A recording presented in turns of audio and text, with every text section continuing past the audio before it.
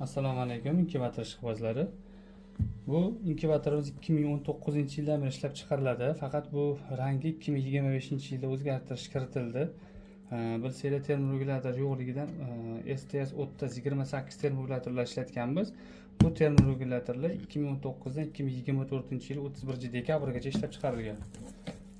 Gap qisqa qiladigan bo'lsam, bu inkubatorimiz ichida varonka bo'ladi, shlanka qo'shilgan hozir. Namlik datchiklari bo'ladi. Tuxumga yopishtirilgan datchiklari bo'ladi. Ichlarini ham ko'rsatib o'taman. Ichida kitob bo'ladi.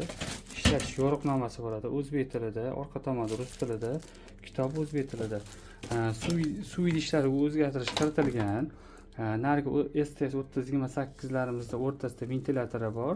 Termoregulyator namlikni ko'tarib bersa, bu inkubatorlarimizga suvni to'kmasdan to'liq holatda qo'yadigan bo'lsanglar, mabodo namlik ko'tarilib ketsa, shu tagida ikkita izolenta joy bor.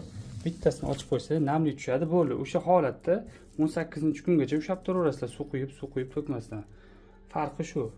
Termoregulyator narigida masalan $12 kelsa, 150 mingdan 180 minggacha kelsa, bu termoregulyatorlarimiz 60-80 ming atrofida turadi. 25 ming 30 ming termoregulyatorlarga atashib turmaydi. Hammasi sifatli termoregulyatorlar uyaltirmaydi. Inkubatorga 1 yil kafolat beriladi.